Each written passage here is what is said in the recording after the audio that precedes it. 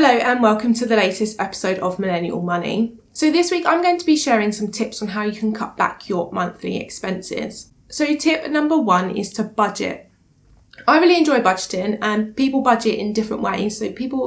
Some people like to use spreadsheets to analyse their budget as a whole. I like to use my iPhone notes to budget. So just to get started today, the easiest thing for you to do is just write down your monthly expenses. So everything that goes in and out of your account each month, just so that you're aware of what your money is going on each month. Now, there are a lot of budgeting apps out there available that can help you with this step if it is a bit daunting and you don't quite know where to start. So we review all of the best budgeting apps on the Money to the Masses site.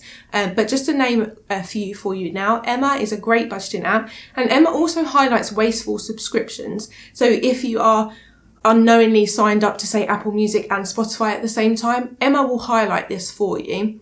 Also, Money Dashboard is a great app. So this allows you to put all of your bank accounts in one place, even your credit cards and your investments, and it allows you to see where your money is going each month.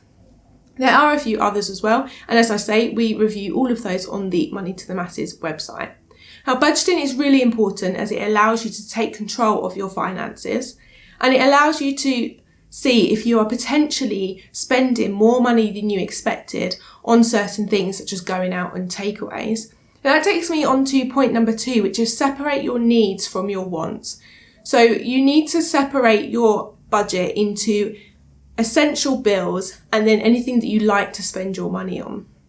Now, essential bills are obviously things that you must pay each month. So included in that is obviously your rent, your mortgage, your bills, any credit card or loan payments, and even any personal bills such as your gym and your phone bill. That is something that you have to pay each month. So once you have separated your needs from your wants, you can then decide if you want to cut back on things that you are spending your money on each month, such as potentially too many takeaways or going out for dinner. Now, it's important that you don't completely cut these out of your spendings, because then budgeting and managing your finances becomes very boring. So if you do still want to do these things, then budget for them and then set a certain amount that you're going to spend on those things you enjoy each month. And then when you go back to analysing your bills, check your bills to see if you can save any money. So this is tip number 3. By checking your bills to see if you are getting the best deal, this will allow you to save money in areas that you may not have expected. For example, are you getting the best deal on your energy and broadband? Now, there are a variety of ways that you can check your bills. There are many comparison sites out there, and there are even companies now that check your bills automatically for you and then automatically switch you onto the best deal when it becomes available. Another thing, when you are checking your bills, are you getting the best deal with your phone? Have you reached the end of your contract? And could you potentially switch to a SIM-only deal?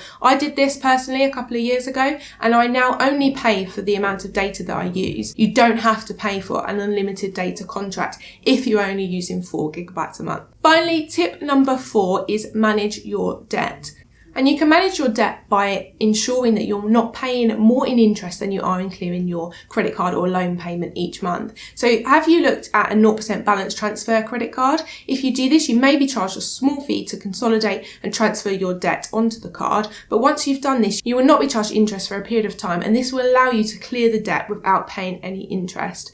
If you reach the end of the term and you still have an amount left on the card, you can then do another balance transfer so that you don't end up paying interest for as long as you possibly can. So that's it for this week's Millennial Money. Just to summarise, the 4 tips that I've shared for you today is budget, separate your needs from your wants, are you getting the best deal on your bills, and to try and clear your debt. Now, if you have any questions, make sure you email me, lauren@moneytothemasses.com, and follow us over on our social media. So our Facebook Money to the Masses, our Instagram @Money to the Masses, and our Twitter @Money to the Masses with the number 2. Thanks so much for watching.